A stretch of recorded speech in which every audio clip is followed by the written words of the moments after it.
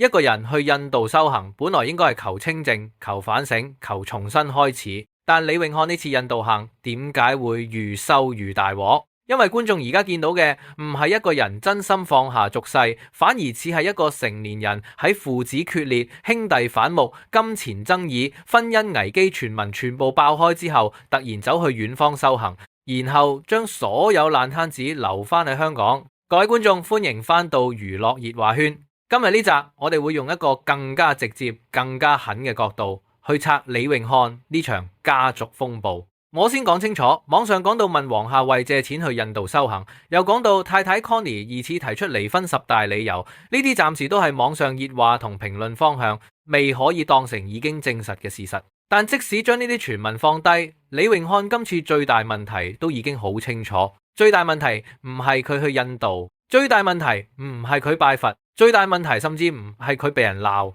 最大問題係一個40幾歲成年人點解可以將自己同父親、弟弟、太太、仔女、契媽、圈中長輩全部一齊拖入呢場風暴？李家鼎係咩人？一個80幾歲老人，一個捱咗大半世人嘅演員，一個年紀大咗仍然要開工拍節目、著椅撐住自己生活嘅老人。正常嚟講，仔大咗應該係幫父母遮風擋雨，但今次大家睇到嘅畫面似乎係反過來，老父晚年仲要為大仔嘅事氣到爆煲，甚至要公開講到脫離父子關係。呢一刻已經唔係普通父子嗌交，亦唔係一句家家有本難念的經可以輕輕帶過。呢係一個家庭最基本嘅信任正式斷裂。一個父親要公開割席係幾傷，外人聽到可能覺得好爆，好有娛樂新聞感，但對一個父親嚟講，呢句說話其實係最痛嘅止血方法。因為正常父母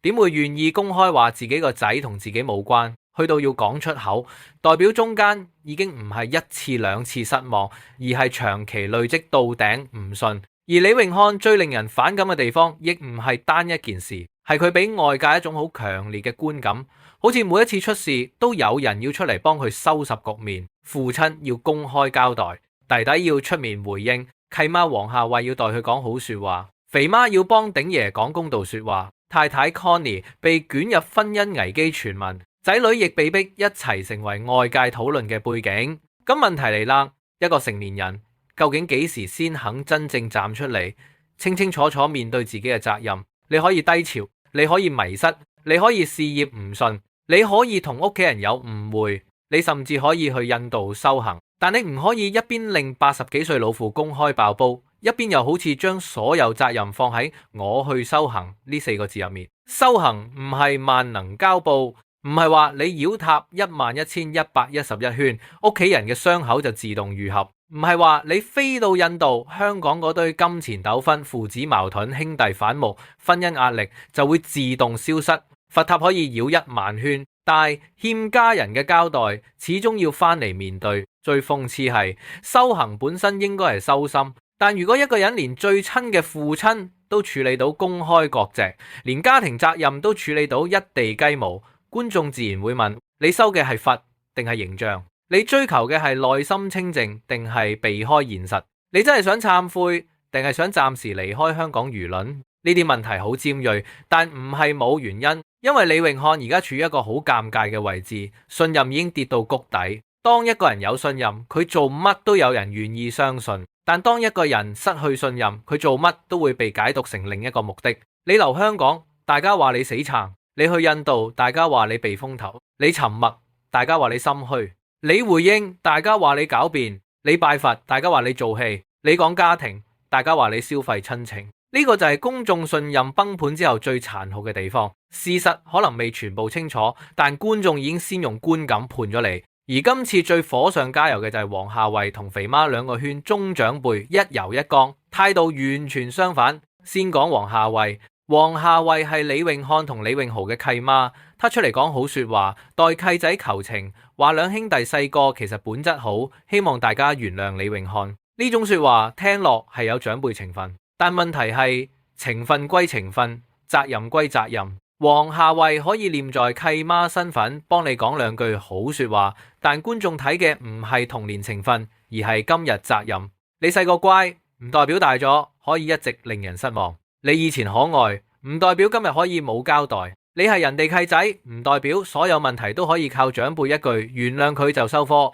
尤其當黃夏蕙自己都講到，對於李榮漢鬧父親不工作呢類情況，他係唔贊成。呢句其實已經好重，即係連想幫你講好說話嘅長輩都冇辦法完全撐你到底。呢就係李榮漢最大悲哀，連幫你嘅人都只能幫你留少少情面，唔能夠幫你洗走責任。再講肥媽，肥媽就完全唔同，她公開力撐鼎爺，甚至被形容為認為鼎爺終於脫苦海。呢句說話好狠。但點解好多觀眾聽到之後會覺得有共鳴？因為香港好多父母其實都驚同一件事，辛苦養大個仔，最後個仔變成自己晚年最大壓力。父母後生嗰陣嗌為仔女供書教學，為屋企奔波，到老咗以為可以鬆一口氣，點知仲要為成年子女嘅金錢、生活、婚姻、情緒繼續埋單。呢種痛外人未必完全明白，但係好多家庭聽到都會心入面一震。所以肥媽撐鼎爺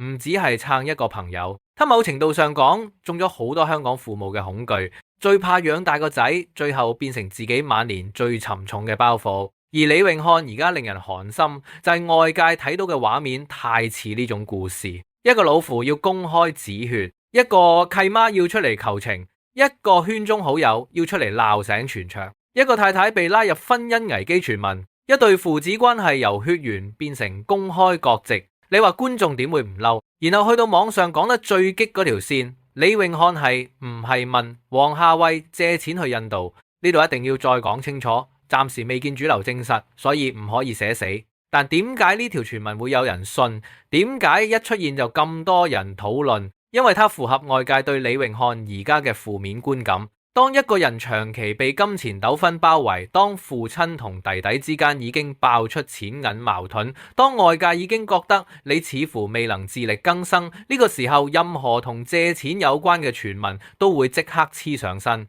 呢就係形象債，你以前累積落嚟嘅觀感會喺最壞時間全部反噬你。即使借錢傳聞未證實，觀眾第一反應都可能係又係錢又要人幫，點解次次都係長輩出事？呢個反應本身已經反映一件事，李榮漢喺公眾心目中已經失去咗被信任嘅本錢。再講婚姻危機傳聞，網上講到太太 Connie 疑似想離婚，甚至有人整理所謂10大理由，呢啲暫時都唔可以當正式消息。但婚姻壓力呢件事，觀眾點解會覺得合理？因為一個家庭如果長期被金錢、父子衝突、兄弟反目、公開輿論包圍，太太點可能完全冇壓力？任何夫妻關係都承受唔住長期公開審判，更何況今次唔係普通娛樂八卦，而係成個家族被攤開俾全城睇。Connie 被外界改花名，被網民猜測，被傳媒追問，3個仔女亦被拖入背景。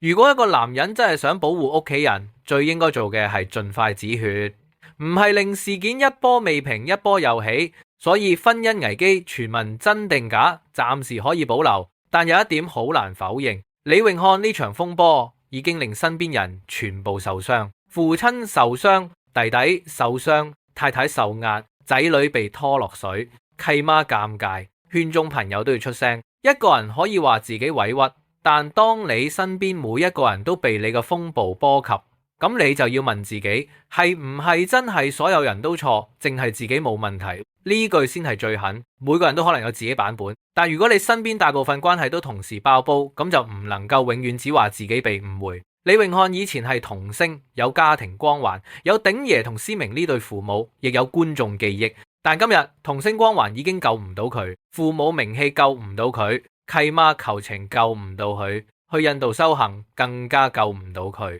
因為公眾而家要睇嘅唔係你有幾虔誠，係你有冇承擔，你有冇正面交代金錢問題，你有冇清楚處理父子關係，你有冇停止將家人拖入輿論，你有冇保護太太同仔女，你有冇用一個成年人身份返到現實入面收拾自己造成嘅爛攤子。如果全部都冇清楚答案，咁你去幾遠修行都冇用，因為真正嘅修行唔係離開香港。真正嘅修行係面對自己最醜陋、最逃避、最失敗嗰一面。有人可能會話，愛人唔應該太狠，家事好複雜，外界未必知全貌。呢句對，但同時李榮漢而家被狠批，亦唔係冇原因。當一件家事已經公開到有錄音、有訪問、有圈中人發聲、有父親公開割席，佢就唔再只係一句家事可以完全擋住。尤其係當80幾歲老虎都要公開講到呢一步，觀眾自然會站喺老虎嗰邊。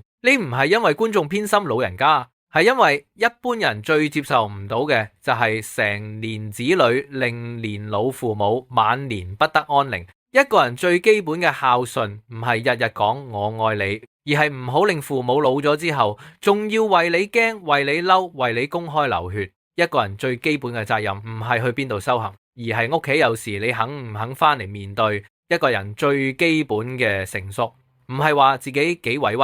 而係當所有人都被你拖落水，你肯唔肯承認自己都有責任？所以今次李永漢最需要嘅唔係再多一場印度修行，亦唔係再靠契媽幫口，更加唔係等外界慢慢淡忘。最需要嘅係4個字：正面交代。交代同父親嘅金錢問題，交代同弟弟嘅矛盾，交代太太同仔女點樣被保護，交代自己未來點樣真正獨立，唔再令年老父親成為壓力出口。如果做唔到，公眾就會繼續用最狠嘅眼光睇佢，因為觀眾未必知道所有內情，但係觀眾睇得到一件事：一個家已經因為呢場風波碎到七零八落。最後我哋可以俾李永漢一個機會，但唔代表要幫佢合理化所有問題。低潮可以被理解，迷失可以被理解，修行可以被理解，但逃避責任唔應該被包裝成修行。佛塔繞完一圈又一圈，始終都會翻到原點。